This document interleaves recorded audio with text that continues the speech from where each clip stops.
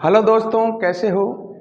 दोस्तों, आप सभी का केमिस्ट्री की क्लास में हार्दिक स्वागत है। दोस्तों, मेरा नाम संतोष साहू है और हम पढ़ रहे हैं 11th क्लास की केमिस्ट्री सब्जेक्ट। दोस्तों, हम केमिस्ट्री सब्जेक्ट का चैप्टर नंबर 1 जिसका नाम है रसायन विज्ञान की मूलभूत अवधारणाएं, बेसिक कंसेप्ट्स ऑफ केमिस्ट्री का अध्ययन कर रहे हैं। और लास्ट क्लास में मैंने आपको दोस्तों रसायन विज्ञान का महत्व पढ़ाया था। आज मैं पढ़ा रहा हूं आपको रसायन विज्ञान का भौतिक वर्गीकरण। लास्ट क्लास में मैंने रसायन विज्ञान का महत्व बताया था। आज मैं पढ़ा रहा हूं द्रव्य का भौतिक वर्गीकरण।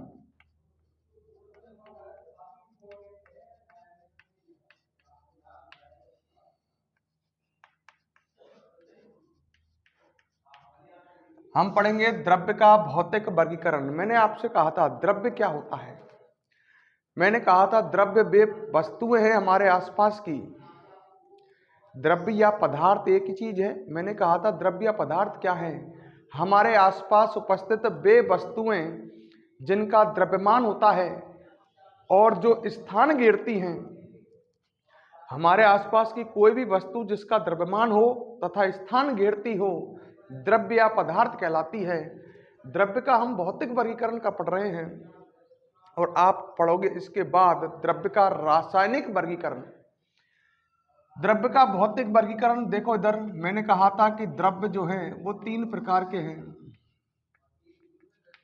ठोस, द्रव और गैस। क्लियर।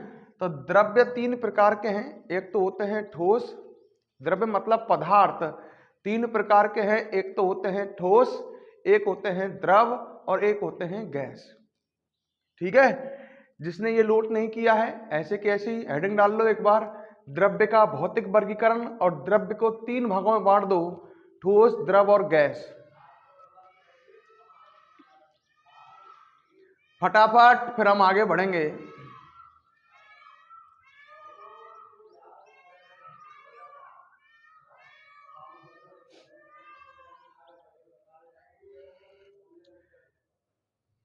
द्रव्य का भौतिक वर्गीकरण और द्रव्य को 3 भागों में बांट दो, ठोस, द्रव और गैस। क्लियर। अब हम बात करते हैं एक एक की। ठोस क्या होते हैं, देखो इधर, ठोस वे द्रव्य हैं या वे पदार्थ हैं जिनमें अवयवी कण एक दूसरे से सटे होते हैं।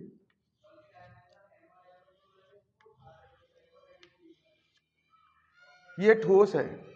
मतलब सिंपल भाषा में कहूं तो ऐसे कह सकता हूं कि जो ठोस होते हैं उनमें अवयवी कण न्यूनतम दूरी पर होते हैं। न्यूनतम दूरी का मतलब है एक दूसरे से स्पर्श किए होते हैं। तो जो ठोस होते हैं उनमें अवयवी कण न्यूनतम दूरी पर पास पास एक दूसरे को स्पर्श करते हैं। अब बात करते हैं द्रव की।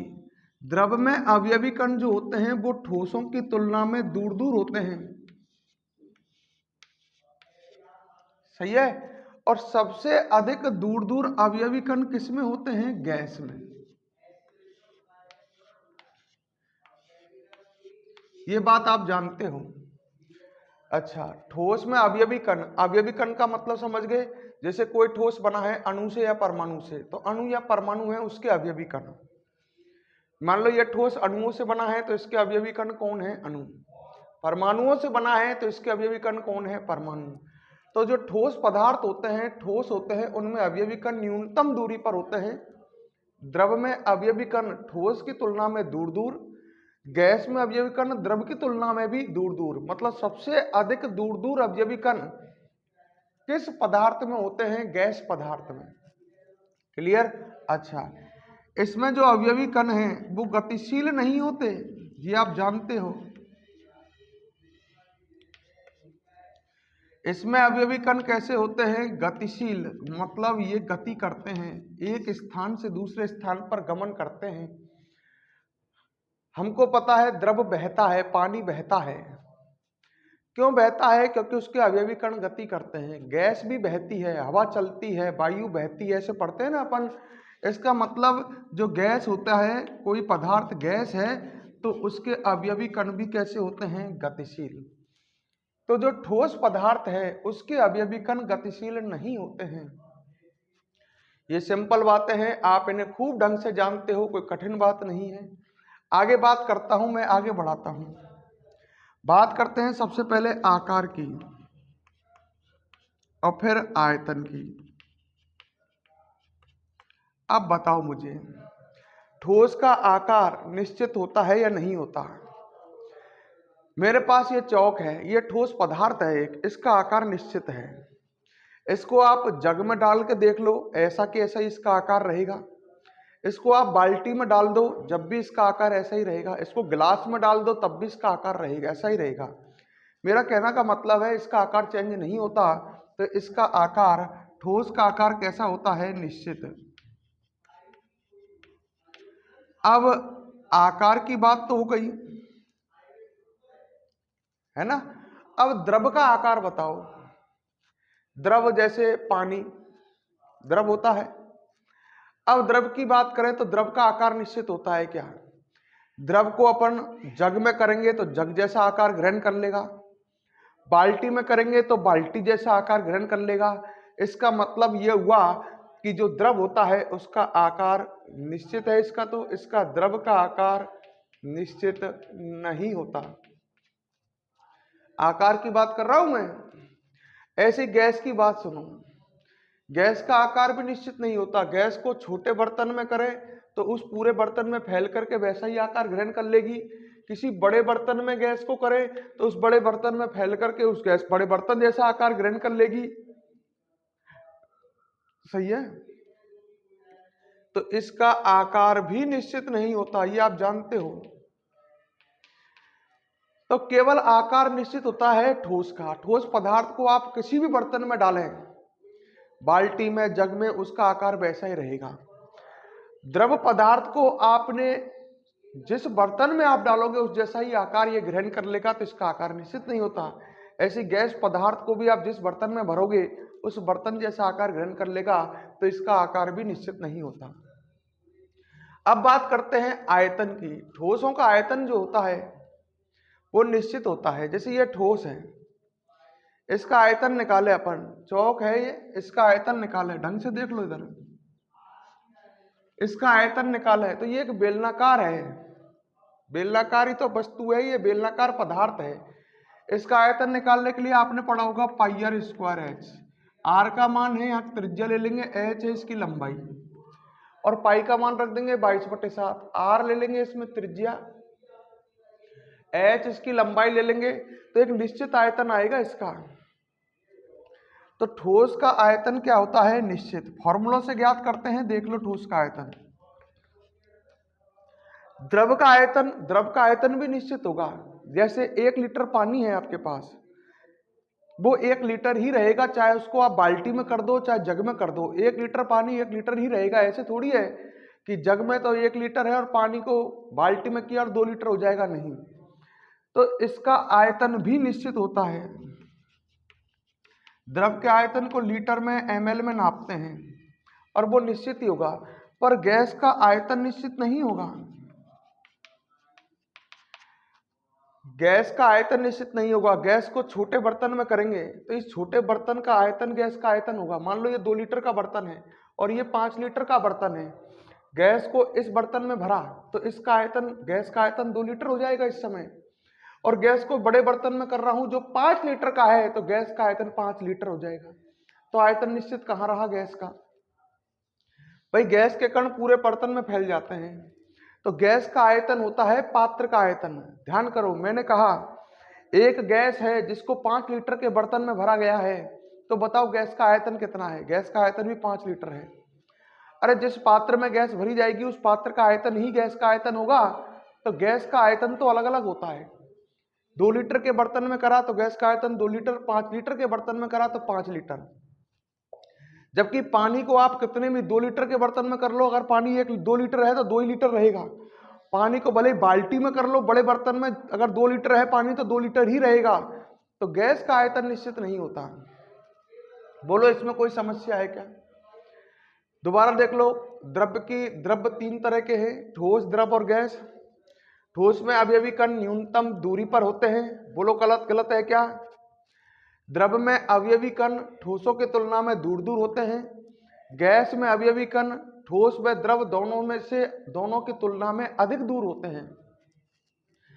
ठोस में अवयवी कण गतिशील नहीं होते, गति नहीं करते, मतलब अपने जगह पर फिक्स रहते हैं। द्रव में अवयवी कण गति करते हैं और गैस में भी अवयवी कण गतिशील होते हैं।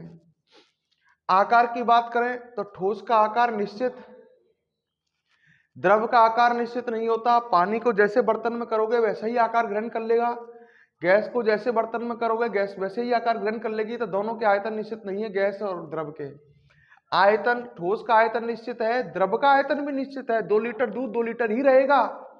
गैस का आयतन निश्चित नहीं होता। तो ये ऐसी बातें हैं जो आपके इजीली समझ में आ गई होंगी और आप इन्हें आसानी से लिख भी सकते हैं, समझ भी सकते हैं। देख लो एक बार बोर्ड पर, लिख लिया, समझ लिया। अब लिखा दूं मैं इसको। तो नंबर 1 डालो आप, ठोस।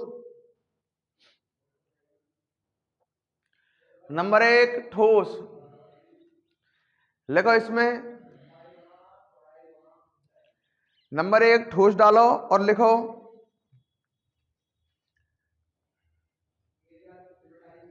ठोस पदार्थ में अवयवी कण, ठोस पदार्थ में अवयवी कण गतिशील नहीं होते हैं।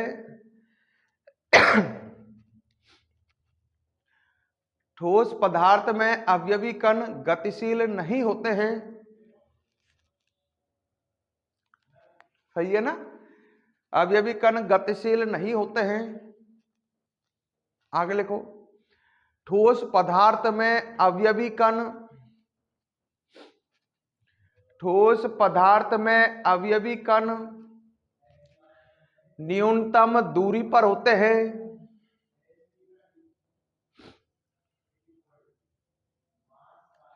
न्यूनतम दूरी पर होते हैं। न्यूनतम दूरी पर होते हैं। आगे लिखो, ठोस पदार्थ का आकार व आयतन निश्चित होता है।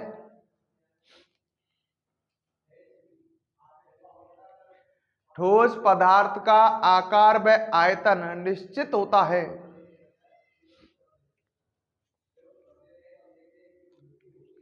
आकार व आयतन निश्चित होता है।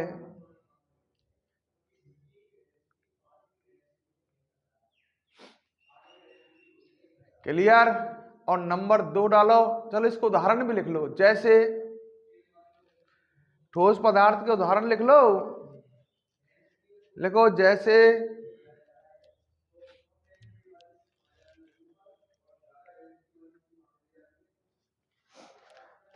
उदाहरण नहीं जानते क्या? लिख लो, लकड़ी, पत्थर, चट्टाने।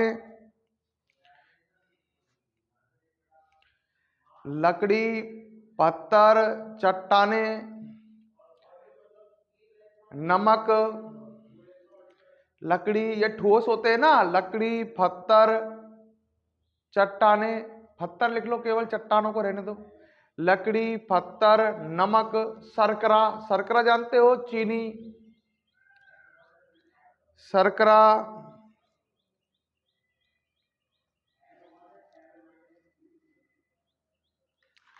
कलम, मोबाइल, कुछ भी लिख लो, कलम, मोबाइल आदि। सही है क्या? तो ये तो ठोस पदार्थ हो गए भाई, कलम, मोबाइल आदि। नंबर 2 डालो, द्रव।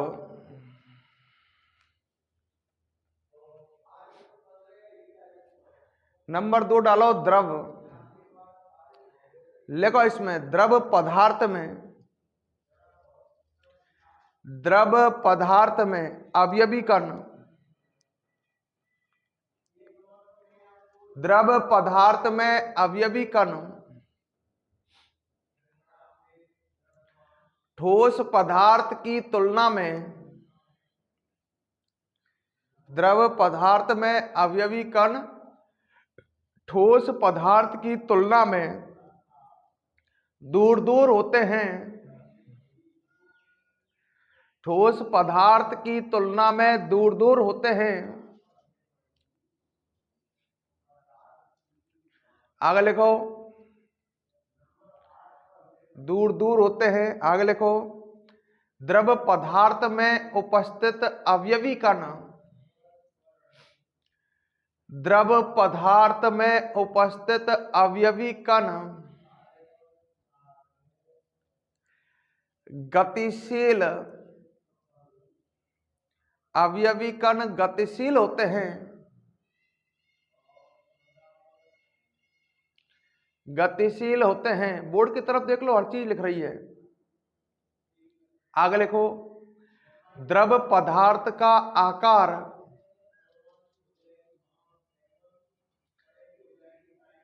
द्रव पदार्थ का आकार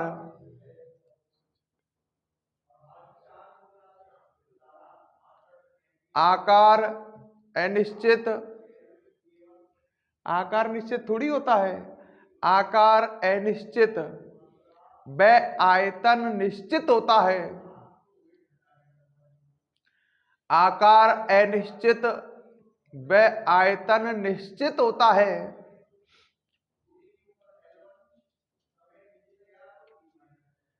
ठीक है, उदाहरण लिख लो इसके। उदाहरण लिखो, जल, दूध, जल, दूध, अल्कोहल, पेट्रोल, डीजल आदि। दूध, जल, अल्कोहल, पेट्रोल, डीजल आदि। सही बात है ना भाई, पेट्रोल डीजल आप जानते हैं ना, सब द्रवी तो हैं। पेट्रोल, डीजल, दूध, जल, अल्कोहल, अल्कोहल जानते होंगे, शराब, लिक्विड तो आती है, आदि। और नंबर 3 डालो, गैस। Number 3 gas. लिखो इसमें, गैस पदार्थ में अवयवी कण,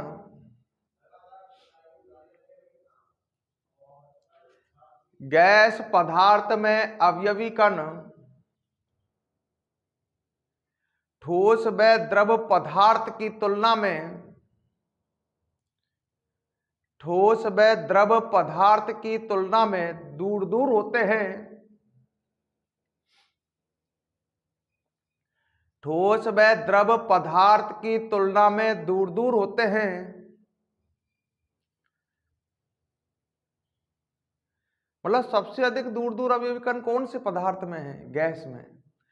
तो लिख लिया, गैस पदार्थ में अवयवी कण ठोस व द्रव पदार्थ की तुलना में दूर दूर होते हैं। आगे लिखो, गैस पदार्थ के अवयवी कण भी गतिशील होते हैं। गैस पदार्थ के अवयवी कण भी गतिशील होते हैं।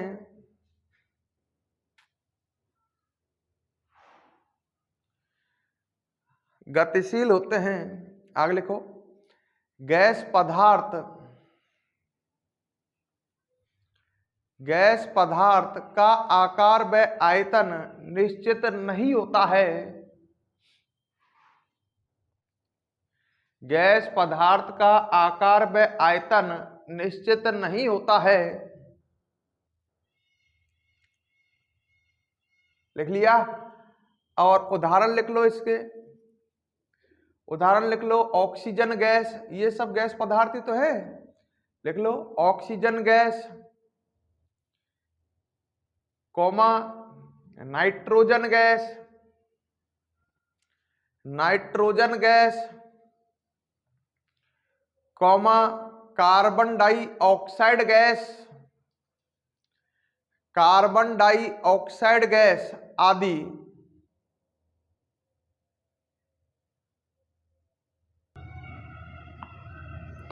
आदि। क्लियर? तो ये हमने पढ़ा द्रव्य का भौतिक वर्गीकरण। अब हम पढ़ेंगे दोस्तों इसके बाद द्रव्य का रासायनिक वर्गीकरण। क्लियर? तो द्रव्य के दो वर्गीकरण हैं। भौतिक वर्गीकरण तो हम पढ़ चुके हैं, अब पढ़ेंगे हम द्रव्य का रासायनिक वर्गीकरण।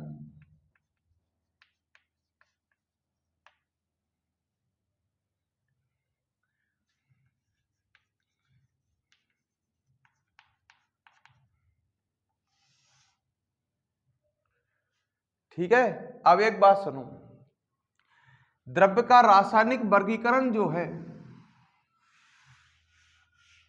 सामने ध्यान और समझना, द्रव्य का रासायनिक वर्गीकरण जो है वो द्रव्य मतलब पदार्थ के संगठन के आधार पर किया गया है। ध्यान आ गया हो तो संगठन का मतलब समझाया था मैंने। द्रव्य का रासायनिक वर्गीकरण द्रव्य के संगठन के आधार पर, संगठन मतलब उसके अंदर अणु है, परमाणु है, क्या है, अणु है तो कैसे हैं, परमाणु है तो कैसे हैं, मतलब द्रव्य के अंदर देखेंगे अणु परमाणुओं को, द्रव्य के अंदर क्या है, अणु है या परमाणु है, अणु है तो कौन से हैं, परमाणु है तो कौन से हैं, तो ये सब चीजें किसमें जाती हैं, संगठन में। तो द्रव्य का रासायनिक वर्गीकरण द्रव्य के संगठन के आधार पर किया गया है। अच्छा, ये तो क्लियर है। अब सुनो, रासायनिक वर्गीकरण देख रहे हैं द्रव्य का। द्रव्य दो प्रकार के हैं भाई, सामने देखो आप, एक तो है शुद्ध पदार्थ और एक है मिश्रण। रासायनिक वर्गीकरण है ये। द्रव्य पदार्थ दो प्रकार के हैं, शुद्ध पदार्थ और मिश्रण। अब आगे देखो, शुद्ध पदार्थ को भी हम दो भागों में बांटेंगे, तत्व और यौगिक। क्लियर? और फिर आगे पढ़ोगे आप, तत्व भी तीन प्रकार के होते हैं, कभी सुना होगा आपने, धातु, अधातु, उपधातु। तत्व भी तीन प्रकार के होते हैं, धातु, अधातु, उपधातु। और मिश्रण, मिश्रण को भी दो भागों में बांटेंगे हम, समांगी मिश्रण और विषमांगी मिश्रण।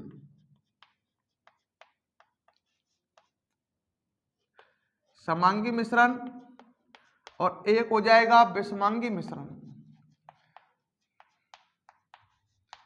तो देख लो इस वर्गीकरण को ढंग से, ये पदार्थ का या द्रव्य का रासायनिक वर्गीकरण है। इस वर्गीकरण के अनुसार द्रव्य दो प्रकार के हैं, एक तो शुद्ध पदार्थ और एक मिश्रण। शुद्ध पदार्थ भी दो प्रकार के होते हैं, तत्व और यौगिक। और मिश्रण भी दो प्रकार के हैं, समांगी मिश्रण और विषमांगी मिश्रण। इस पूरे वर्गीकरण को समझना है, ये मोस्ट इंपॉर्टेंट है, क्योंकि पूरी केमिस्ट्री में हम ये शब्द सुनते रहते हैं, कहीं तत्व आ जाता है, कहीं यौगिक शब्द आ जाता है, और आज तक हमें ये नहीं पता कि तत्व और यौगिक में अंतर क्या है, कि तत्व क्या होता है ये नहीं पता। पूरी केमिस्ट्री में हम तत्व सुनते हैं, यौगिक सुनते हैं, कहीं कार्बनिक यौगिक सुन रहे हो, कहीं कुछ सुन रहे हो, पर हमें आज तक ये नहीं पता कि साहब तत्व क्या है और यौगिक क्या है। तो ये वर्गीकरण हमारे लिए काफी हेल्पफुल है, हमें बहुत नॉलेज देगा, इसको आपको ढंग से समझना है। तो एक बार आप हेडिंग डालो, द्रव्य का रासायनिक वर्गीकरण, और फिर इसमें लिखो, हेडिंग डालो एक बार, जो कह रहा हूं केवल हेडिंग डालो, द्रव्य का रासायनिक वर्गीकरण।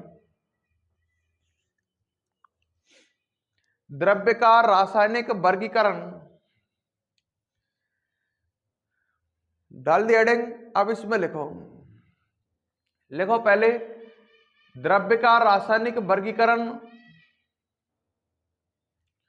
लिखो इसमें द्रव्य का रासायनिक वर्गीकरण द्रव्य के संगठन के आधार पर किया गया है। द्रव्य के संगठन के आधार पर किया गया है, संगठन के आधार पर किया गया है। और अब इस वर्गीकरण को बना लो।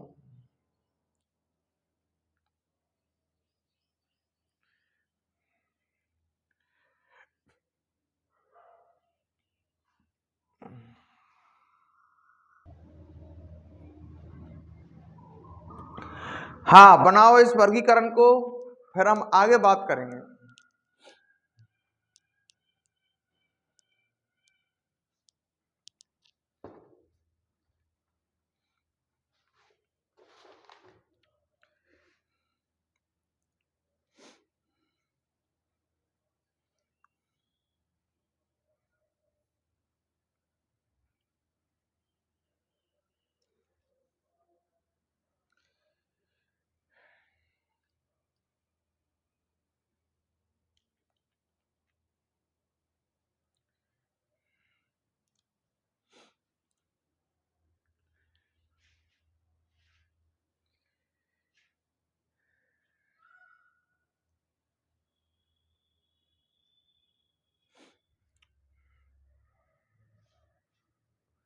बना लिया,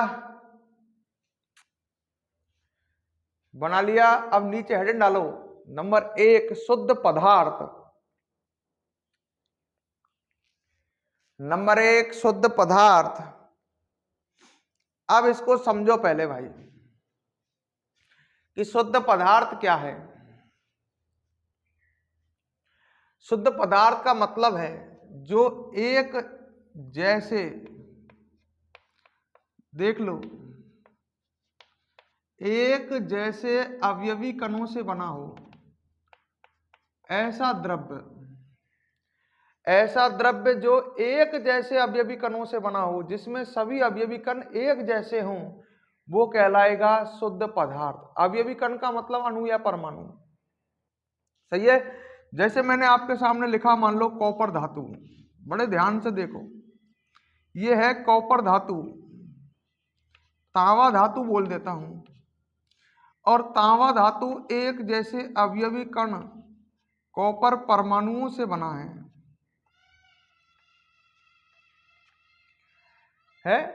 सभी धातु परमाणुओं से बनी होती हैं, ढंग से याद कर लेना इस शब्द को। कॉपर धातु है, कॉपर परमाणुओं से बनी है। एल्यूमिनियम धातु होती तो एल्यूमिनियम परमाणु से बनी होती। अब ये जो धातु है आपके सामने, तांबा धातु, इसको ढंग से देखो, ये एक जैसे कणों से निर्मित है या नहीं? वो कण परमाणु है, एक जैसे कणों से निर्मित है, हाँ साहब। तो ये कैसा पदार्थ है? अब आपसे पूछूं मैं, शुद्ध पदार्थ। तो शुद्ध पदार्थ एक जैसे अवयवी कणों से निर्मित होते हैं। मैंने आपके सामने दूसरा लिखा, मैंने लिखा आपके सामने ऑक्सीजन गैस, दूसरा पदार्थ ऑक्सीजन गैस। अब ढंग से समझ लो,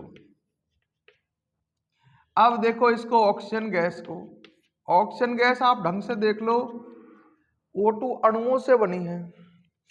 तो ये भी देखो एक जैसे कणों से बन रही है, O2 अणु एक जैसे अवयवी कणों से बनी है। अब बताओ ये शुद्ध पदार्थ है या मिश्रण है? तो लड़का ने कहा ये भी शुद्ध पदार्थ है।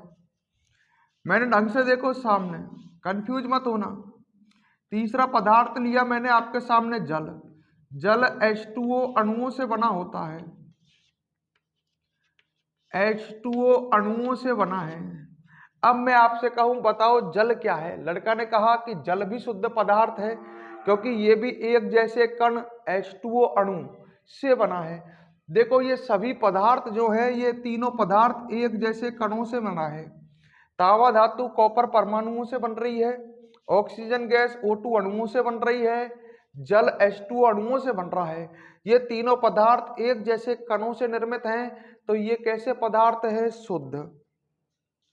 अब मैंने आपके सामने लिखा इधर है, अब एक पदार्थ है ये, ढंग से देखो, इसमें दो प्रकार के कण हैं, ढंग से देखो। ये है जल और ऑक्सीजन को मिलाकर के बनाया है, ये जल प्लस ऑक्सीजन को मिलाकर के, दो पदार्थों को मिलाकर के, जल और ऑक्सीजन को मिलाकर के ये पदार्थ बनाया है। अब ये क्या है? मिश्रण है, ढंग से देखो। ये एक जैसे कणों से निर्मित नहीं है, इसमें दो प्रकार के कण हैं, एक तो H2 अणु है और एक O2 अणु है। ये क्या है? मिश्रण। सिंपल भाषा में कहूं, दो भिन्न प्रकार के आप शुद्ध पदार्थों को मिला दो, और दो शुद्ध पदार्थों को मिलाओगे तो मिश्रण बन जाएगा। या ऐसे कह लो, मिश्रण जो है वो एक जैसे कणों से निर्मित नहीं होता। क्लियर कर लो, ये तीनों पदार्थ एक जैसे कणों से निर्मित हैं। जो पदार्थ एक जैसे अवयवी कणों से निर्मित हों, वो पदार्थ कैसे होंगे? शुद्ध पदार्थ। और जो पदार्थ एक जैसे अवयवी कणों से निर्मित नहीं है, वो पदार्थ क्या कहलाता है? मिश्रण कहलाता है। बड़ी सिंपल तरीके से आप समझ सकते हो। क्लियर है मेरी बात? तो नंबर 1 आपने क्या डाला है? शुद्ध पदार्थ। लिखते चलते हैं साथ साथ, लिखो इसमें शुद्ध पदार्थ, शुद्ध पदार्थ, शुद्ध पदार्थ एक जैसे अवयवी कणों से निर्मित होते हैं। शुद्ध पदार्थ एक जैसे अवयवी कणों से निर्मित होते हैं। जैसे, जैसे में कुछ एग्जाम्पल लिख लो, जैसे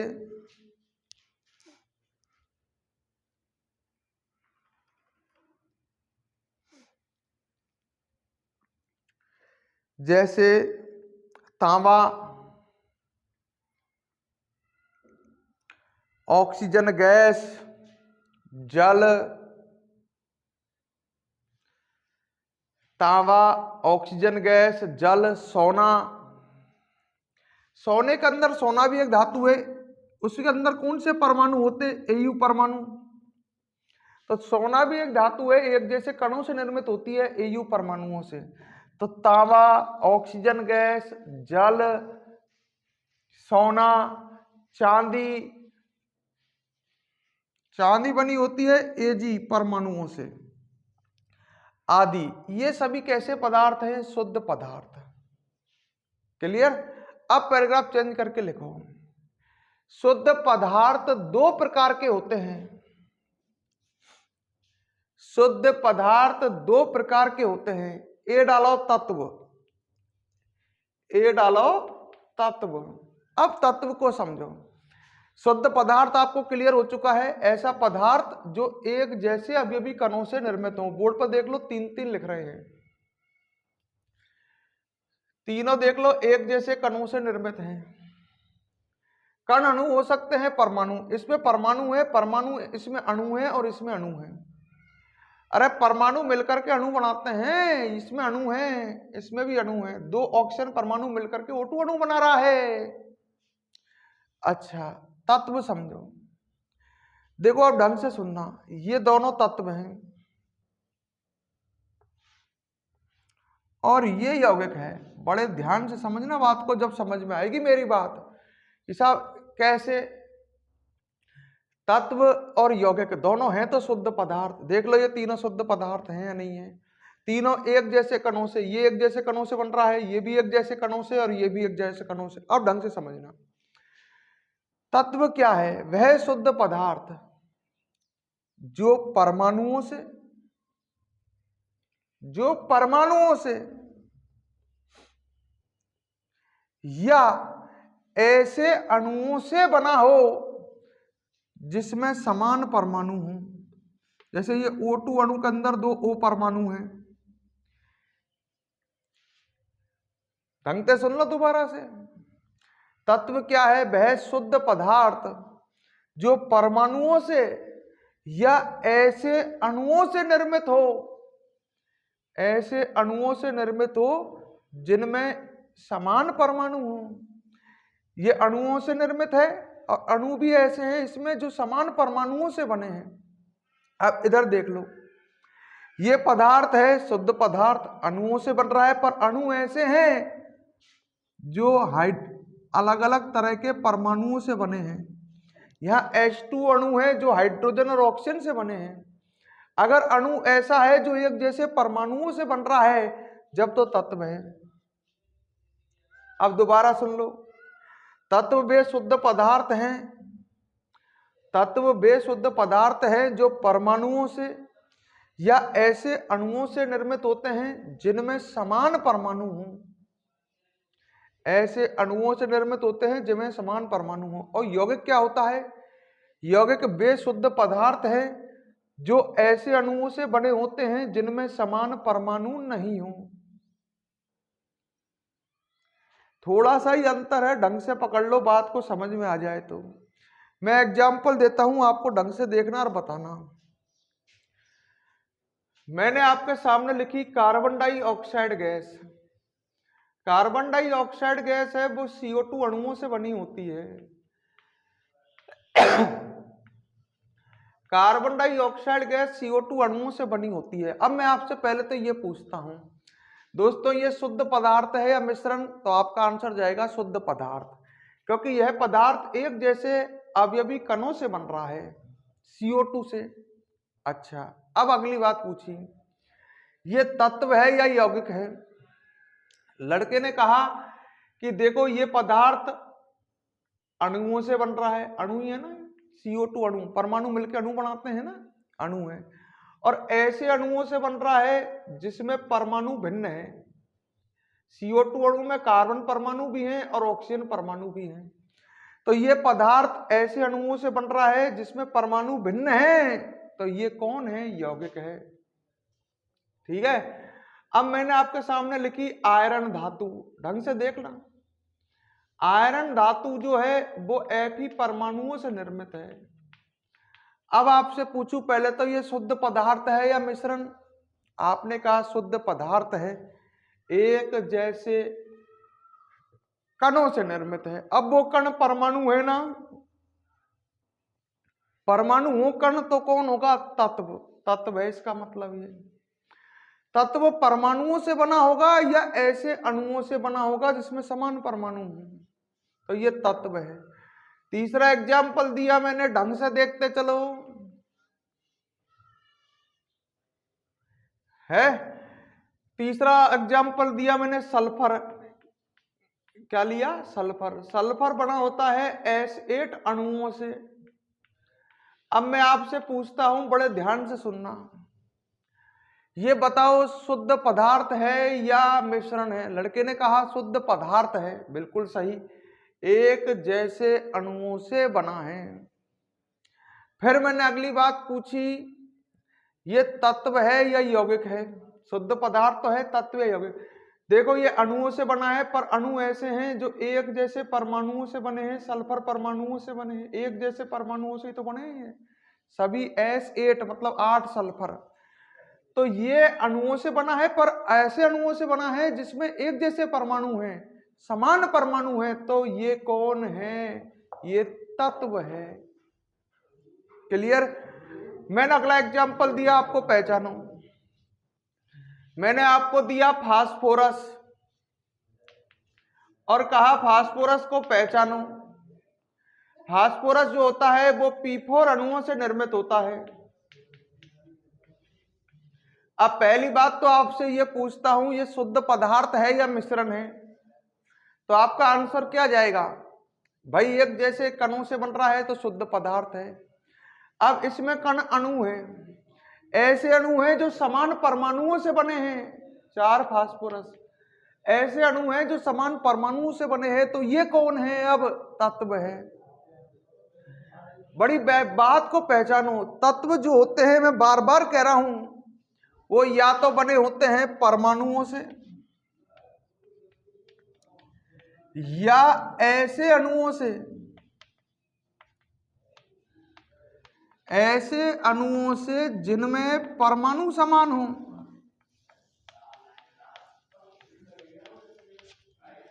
ऐसे अणुओं से जिनमें परमाणु समान हो। क्लियर? और यौगिक क्या होते हैं? ये भी शुद्ध पदार्थ है, पर ऐसे अणुओं से बने होते हैं जिनमें परमाणु समान नहीं हो। क्लियर? तो ए डालो तत्व, ए डालो तत्व, लिखो बेशुद्ध पदार्थ, बेशुद्ध पदार्थ जो, बेशुद्ध पदार्थ जो परमाणुओं से, बेशुद्ध पदार्थ जो परमाणुओं से या ऐसे अणुओं से निर्मित होते हैं, या ऐसे अणुओं से निर्मित होते हैं जिनमें समान परमाणु हो।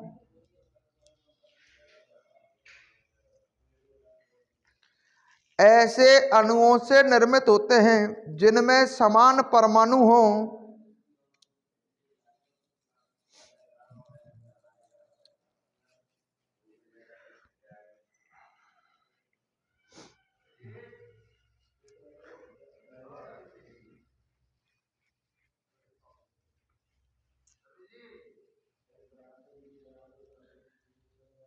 ठीक है? अब इसके एग्जाम्पल लिखो।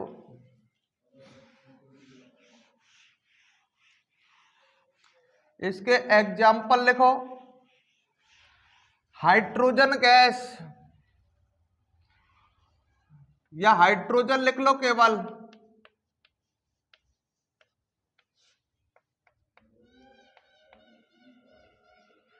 हाइड्रोजन लिख लिया। अब हाइड्रोजन के अंदर देखो आप H2 अणु होते हैं। हाइड्रोजन या हाइड्रोजन गैस H2 अणुओं से बनी होती है। अब खुद ही देख लो, शुद्ध पदार्थ है, ऐसे अणुओं से बनी है जो समान परमाणुओं से निर्मित है। तो ये कौन है? तत्व है। एग्जाम्पल लिखते चलो, ऑक्सीजन गैस, और समझते चलो। अवाल बताई थी ये तो। ऑक्सीजन गैस देख लो सामने, O2 अणुओं से बनी होती है। तो ऑक्सीजन गैस ऐसे पदार्थों से बन रही है, ऑक्सीजन गैस शुद्ध पदार्थ है और ऐसे अणुओं से निर्मित है जिसमें समान परमाणु है। तो ये भी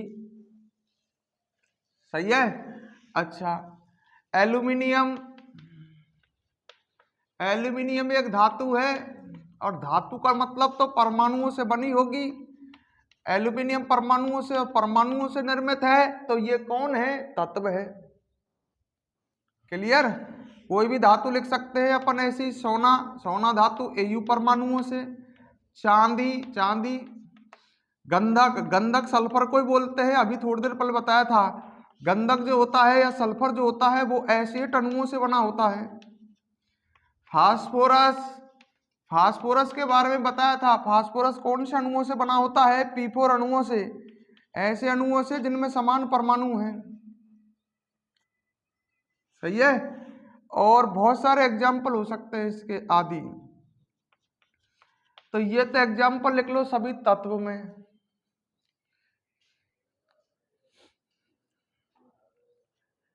क्लियर? तत्व में लिख लो।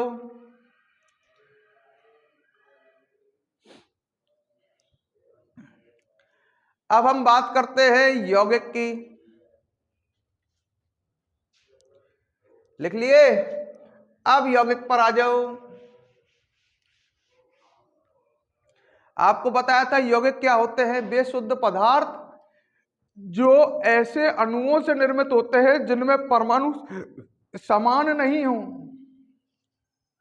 ठीक है, लिखो इस बात को। यौगिक डाल दिया बी, लिखो इसमें बी यौगिक। लिखो वे शुद्ध पदार्थ या ये शुद्ध पदार्थ, ये शुद्ध पदार्थ ऐसे अणुओं से निर्मित होते हैं, ऐसे अणुओं से निर्मित होते हैं जिनमें, ऐसे अणुओं से निर्मित होते हैं जिनमें परमाणु समान नहीं हो।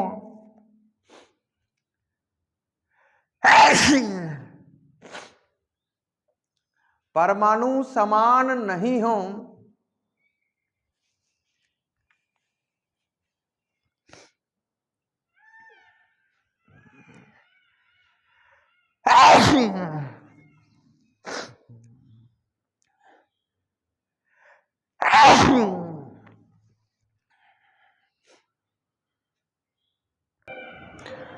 हाँ भैया, परिभाषा लिख लिया आपने। अब इसके उदाहरण लिखो। देखो इधर एग्जाम्पल देखो ढंग से सामने। जैसे मैंने लिखा जल, ये बन रहा जल H2 अणुओं से, एक जैसे अणुओं से बन रहा है, शुद्ध पदार्थ है। पर अणु जो है वो समान परमाणुओं से निर्मित नहीं है। H2 अणु में 2 हाइड्रोजन और 1 ऑक्सीजन परमाणु है। तो ये ऐसे अणुओं से बना है जिसमें समान परमाणु नहीं है। तो ये कौन होगा? यौगिक होगा। कार्बन डाइऑक्साइड गैस,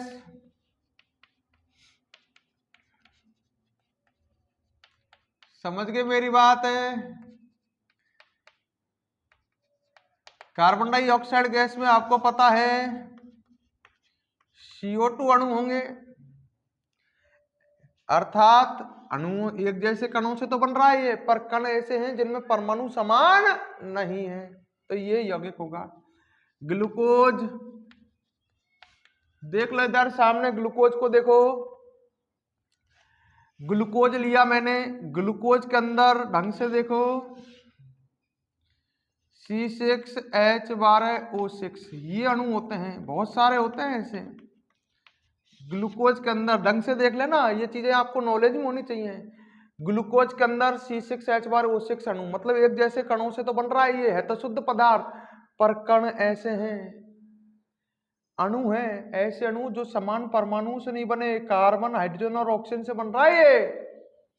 तो बताओ ग्लूकोज कैसा पदार्थ होगा? शुद्ध पदार्थ तो है, तत्व होगा या यौगिक? यौगिक। शर्करा, शर्करा भी देख लो थोड़ा सा। शर्करा जो होती है वो C12H22O11 ऐसे अणुओं से निर्मित होती है। अब इसका मतलब आप समझ गए, है तो शुद्ध पदार्थ पर ऐसे अणुओं से निर्मित है जिसमें सभी परमाणु समान नहीं है, तो ये भी कौन होगा? यौगिक होगा। बोलो गलत कहा क्या? सही है क्या? तो आदि इसके एग्जाम्पल हो जाएंगे। अब इसके बाद हम क्या पढ़ेंगे? अब मिश्रण। ये एग्जाम्पल लिख लो आप।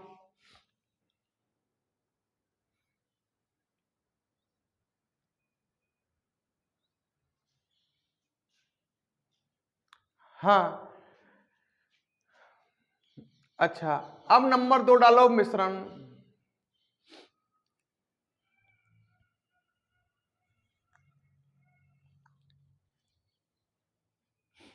अच्छा, मैं ऐसे कह सकता हूं क्या? 2 या 2 से अधिक शुद्ध पदार्थ। देखो इधर जल और ऑक्सीजन मिलाया था मैंने, जल एक शुद्ध पदार्थ था और ऑक्सीजन गैस भी शुद्ध पदार्थ थी। 2 या 2 से अधिक शुद्ध पदार्थों को मिलाने पर मिश्रण बनता है, और मिश्रण एक जैसे अवयवी कणों से निर्मित नहीं होता है। बोलो सही कहा क्या? 2 या 2 से अधिक शुद्ध पदार्थों को मिलाने पर क्या बनता है? मिश्रण। और मिश्रण जो होता है वो एक जैसे अवयवी कणों से निर्मित नहीं होता है। लिखो तो, लिखो 2 या 2 से अधिक पदार्थों को मिलाने पर, 2 या 2 से अधिक पदार्थों को मिलाने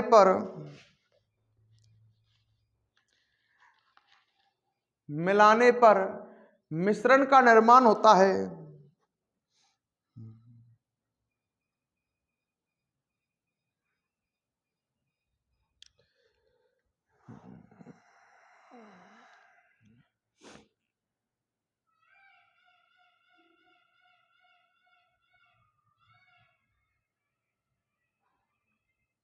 सही है?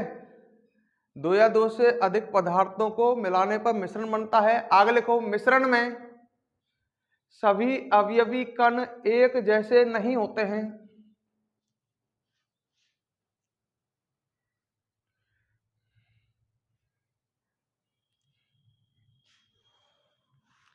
सभी अवयवी कण एक जैसे नहीं होते हैं। ठीक है, अब पैराग्राफ चेंज करके लिखो। मिश्रण 2 प्रकार के होते हैं।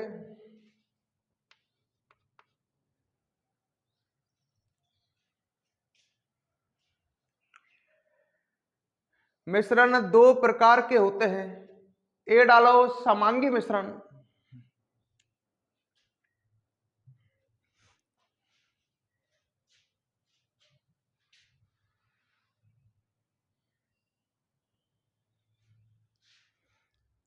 समांगी मिश्रण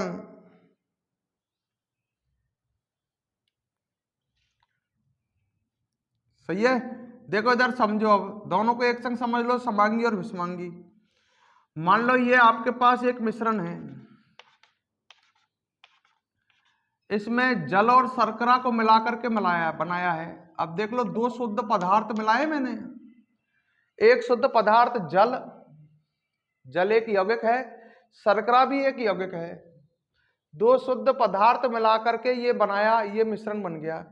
अच्छा, इस पूरे मिश्रण का संगठन एक समान हो तो ये समांगी। संगठन का मतलब सब जगह पूरे मिश्रण में जल और शर्करा का अनुपात एक जैसा हो, चाहे ऊपर देख लो चाहे नीचे देख लो, जल और शर्करा का अनुपात एक जैसा हो। या सिंपल भाषा में कहूं कि पानी में शर्करा ढंग से पूर्णतया मिश्रित है, मतलब एक पदार्थ दूसरे पदार्थ में पूर्णतया मिश्रित है तो बनेगा समांगी मिश्रण। मतलब या यूं कह सकते हो, यदि पूरे मिश्रण का संगठन एक जैसा है, मतलब जितनी जल और शर्करा की मात्रा ऊपर है उतनी ही जल और शर्करा की मात्रा नीचे है, तो ऐसा मिश्रण क्या कहलाएगा? समांगी मिश्रण। ऐसा नहीं होना चाहिए कि भाई शर्करा मतलब चीनी ऊपर तो है नीचे है ही नहीं, पानी में चीनी मिलाई, चीनी ऊपर तो है नीचे है ही नहीं, या चीनी नीचे ही नीचे है ऊपर है ही नहीं, ऐसा नहीं। पूरे मिश्रण का संगठन एक जैसा होना चाहिए, अर्थात पूरा मिश्रण में जो पदार्थ है वो सभी जगह पर एक रूप से समान रूप से वितरित होने चाहिए, यानी कहूं एक पदार्थ दूसरे पदार्थ में समान रूप से वितरित हो सब जगह पर, तो कैसा मिश्रण बनेगा? समांगी मिश्रण बनेगा। तो कई तरह से लिख सकते हैं, सही है। लिखो इसमें नंबर ए डालो, समांगी मिश्रण। देखो इस मिश्रण का संगठन एक समान होता है, मतलब संगठन एक जैसा है, जितना जल और शर्करा ऊपर जितना जल और शर्करा नीचे है। तो लिखो इस मिश्रण का संगठन एक समान होता है,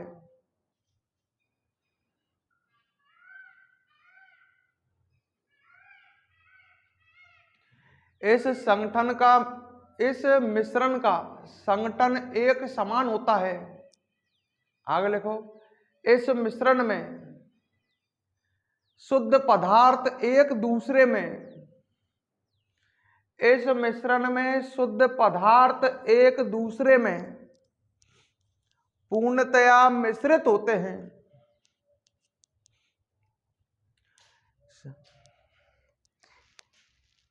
एक दूसरे में पूर्णतया मिश्रित होते हैं।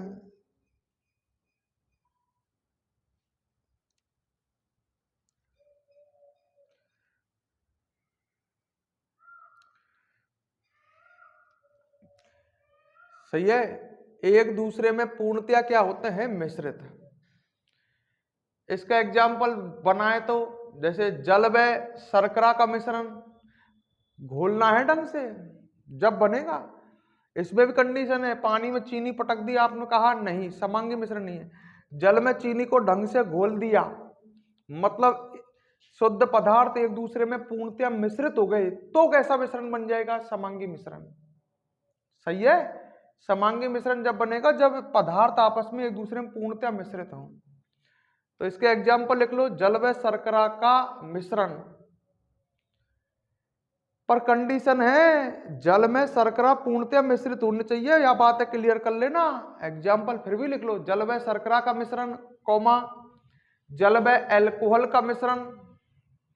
जल और एल्कोहल एक दूसरे में पूर्णतया मिश्रित होने चाहिए, जल व एल्कोहल का मिश्रण आदि। और बी डालो विषमांगी मिश्रण,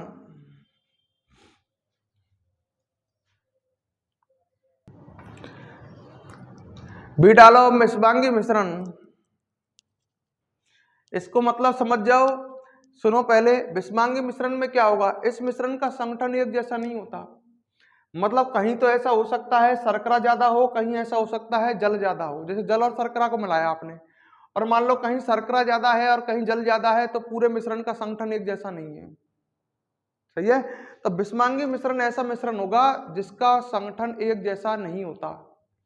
जैसे आप मान लो जल में पत्थर डालो तो पत्थर के कण नीचे बैठ जाएंगे, दो पदार्थों को तो आपने मिला दिया, जल और पत्थर, तो पत्थर नीचे बैठ गए। अब बताओ क्या पूरे मिश्रण का संगठन एक जैसा है? क्या ऊपर तो पत्थर है ही नहीं, नीचे पत्थर ही पत्थर है। पूरे मिश्रण का संगठन एक जैसा हो जब तो समांगी मिश्रण, और पूरे मिश्रण का संगठन एक जैसा नहीं है तो विषमांगी मिश्रण। तो लिख लो बी डाल करके विषमांगी मिश्रण। लिखो इसमें इस मिश्रण का संगठन एक समान नहीं होता है,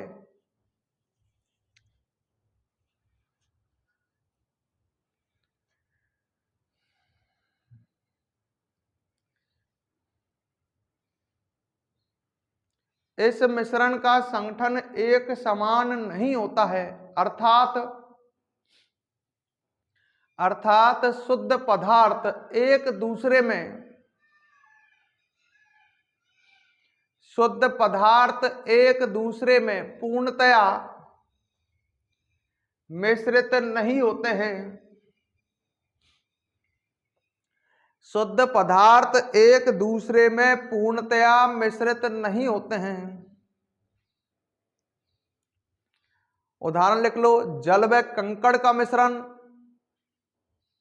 कंकड़ नीचे बैठ जाएंगे ना, तो जल व कंकड़ का मिश्रण, कौमा जल व रेत का मिश्रण, रेत भी नीचे बैठ जाएगी, जल व रेत का मिश्रण आदि, जल व रेत का मिश्रण आदि।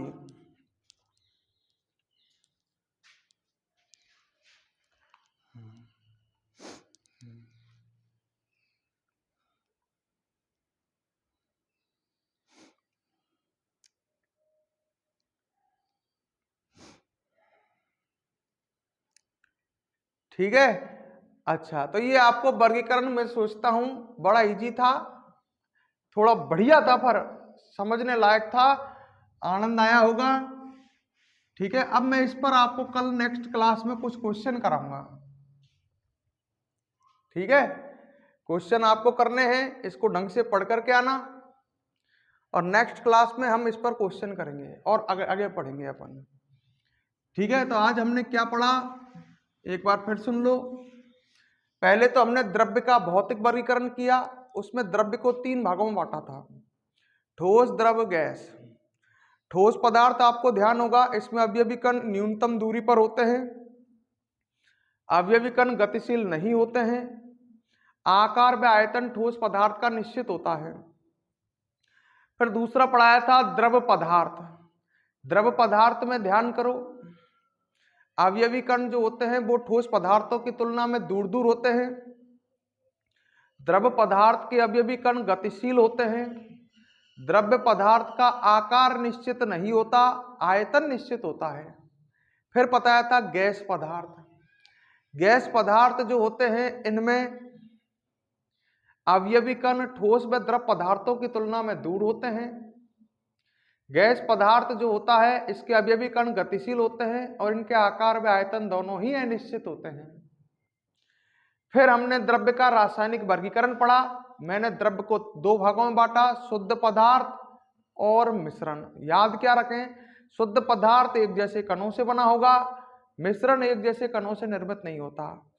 शुद्ध पदार्थ को 2 भागों में बांटा था, तत्व और यौगिक।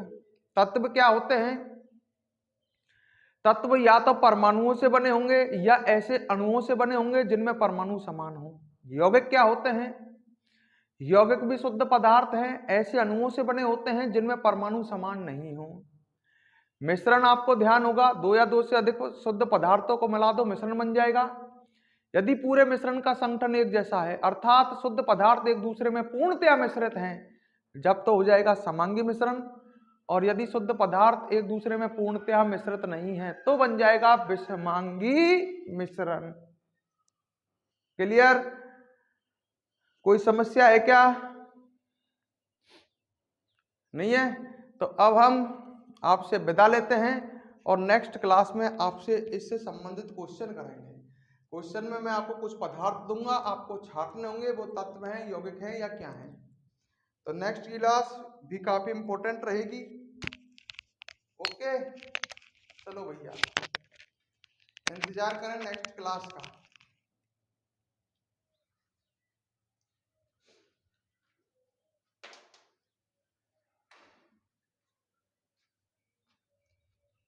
पढ़ते रहें घर पर।